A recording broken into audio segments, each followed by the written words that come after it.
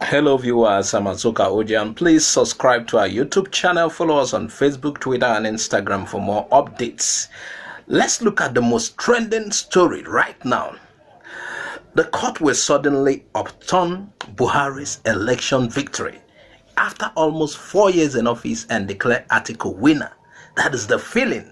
And Atiku will begin a fresh 4 years tenure. And there is this headline regarding the latest on that. The headline says, Buhari, APC take action over lawsuit seeking to declare Atiku as president. Court makes crucial pronouncement. The Civil Society Observatory for Constitutional and Legal Compliance, CSOCLC, is not flinching back in its resolve to make sure President Buhari is sent packing from Aso Rock. Although the group lost at the High Court, it has proceeded to the Court of Appeal in Abuja, asking for the sack of the president over an alleged false affidavit. They're asking for the declaration of Atiku as president. Meanwhile, President Buhari and the APC, through their lawyers, asked the court to dismiss the case, saying that the group has failed to prove its allegation at the High Court. Wow. The CSO, through its counsel, Nnamdi Ahaiwe Esquire, contended that the affidavit made by President Buhari on November 24, 2014 at the FCT High Court that all his academic qualification documents as filed in his presidential form, President APC 001-2015, are currently with the Secretary Military Board as at the time of the affidavit is false. The CSO also contended that there was no organ, institution, agency, department or authority known as and called the Military Board existing in Nigeria as at the 24th day of November 2014 when President Buhari deposed to an affidavit sworn to at the High Court of the Federal Capital Territory, Abuja. The group, in the event its relief succeeds, wants the appellate court to give an order nullifying Buhari's election, withdrawing the certificate of return to office of the president from him, and directing INEC to issue a new certificate of return to Alhaji Atiku Abubakar of the People's Democratic Party (PDP), being the candidate who came second in the 2019 general elections. President Buhari and his party, the ruling All Progressive Congress (APC), submitted that the inability of the CSO to prove its allegation beyond reasonable grounds at the High Court being criminal, with subpoena of the Secretary of the Military Board to produce the certificates, was fatal to their case. They stated that the Supreme Court had resolved the subject matter of the appeal in Abubakar Atiku and another versus INEC and others, maintaining that under the doctrine of stare decisis, the appellate court must stand by the earlier decision of the EPS court. APC and President Buhari's submission is contained in their respondents' brief of argument filed on January 31st, 2022, challenging the appeal by the CSO. The case was adjourned. Meanwhile, at the resumed hearing on Wednesday, February 9th, this 2022, two lawyers, Oluwole Afolabi and F.O. Amedu, appeared for both the APC and President Buhari and contended that they were briefed.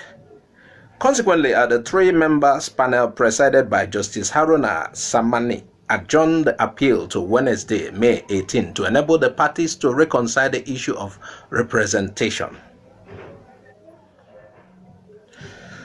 Now, please don't take my thoughts, I call it my thoughts for it, but let me predict how this may end. Let me predict. This is a prediction. This is like a well-scripted movie. I don't know whether to call it a Nollywood or a Hollywood, but it looks like Hollywood. The coming of Buhari or any other Fulani in power was carefully planned, and the Yoruba Southwest Nigeria fell for that. Tinubu was properly used to make sure Buhari gets in there, and there was an agreement between the two, not the whole, between just the two, that after Buhari, Tinubu should follow. I realized things has changed when Yaya Bello was forwarded to replace Falake, who was Tinubu's choice for Kogi State governor. You know, there was this guy that won the election. What's his name? He died. So Yaya Bello was forwarded against Tinubu's choice. There were some feelings that Tinubu should not have any northern state among his area of influence, knowing almost all of the southwest Yoruba land is under his control. Afterwards, Tinubu visits to Aso Rock began to subside, drop. Now, left for Buhari, Tinubu was to succeed him based on the agreement between the two. However, the northern power bloc is totally opposed to that, having concluded that they want the North to hold the power for at least 16 years. You may have heard some Northerners even say Buhari's completion of 8 years, which is still in the future, near future, they didn't favor them. Some dare to say Buhari favored the South more, despite the obvious pro-Northern stance of Buhari's government. The North and the South has been in contention over which region zone succeeds Buhari, and each have been coming up with reasons why the other should give way for the other. Each time Tinubu, among some other Southerners, showed sign of wanting to contest for the 2020 presidency, he was indirectly reminded he may have case to answer with the Economic and Financial Crimes Commission, EFCC. Meanwhile, it was until recently that Tinubu had to approach Buhari. I think this 2022 or late this last year, I think 2022, he approached Buhari and fully declared his intention to run for president 2023. Some other Southerners also have indicated their interest as well. Having realized the South won't let go and that the North stands a little chance, the Northern politicians switched to their plan B, or rather the other plan, which was to use Supreme Court, which is controlled by them, to install Atiku. It was a kind of last resort, but it's favorable to them. It was well planned, and I think Nnamdi Kanu, the leader of the indigenous people of Biafra, IPOB, already saw it coming, and he raised alarm on that time, earlier. He said there was a plan to nullify Buhari's victory at the end of his tenure and declare Atiku winner of the 2019 presidential election. And if this plan works, then Atiku will have a fresh 4 years tenure. And don't be so much surprised that is why you are seeing these recent developments. It is alleged that Buhari and the northern cabals are very much aware of this ploy and are doing their work underground to make it happen. Forget about whatever the defense team of Buhari will try to pull to make it appear they are opposed to what the appellants are doing, filing a case against his, his whatever results, certificate. It is a written script laying out. The North has found a way of extending their stay in power. Tinubu has been duped again. I don't know when the South will learn her lessons.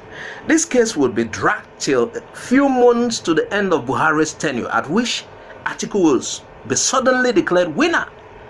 I think the next date is May 18, 2022. You can understand what is happening. Also, don't mind the group which called herself the Civil Society Observatory for Constitutional and Legal Compliance, CSOCLC. Are they just waking up? They are part of the game.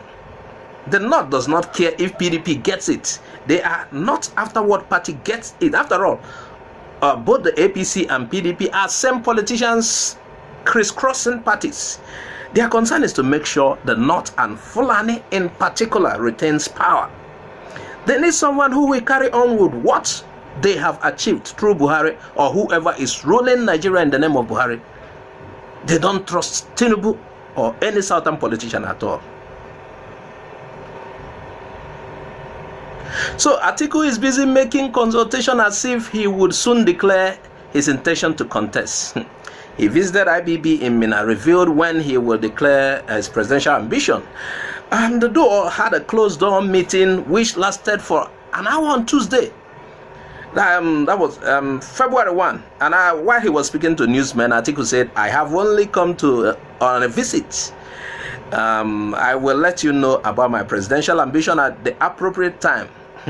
He's very much part of the game which is being played for him. He was very much aware of what is happening. Even if he declares his intention or not, it changes nothing. All eyes on the day the court will nullify Buhari's victory and declare Atiku winner. Hello viewers, I want you to know that this is just a conjecture. Like I said, don't take anything I have said serious about it. I'm only guessing.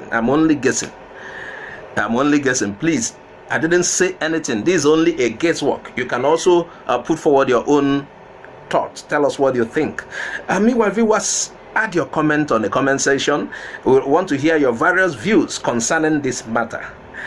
And don't fail to subscribe, share this video widely. I'm Azuka OJ.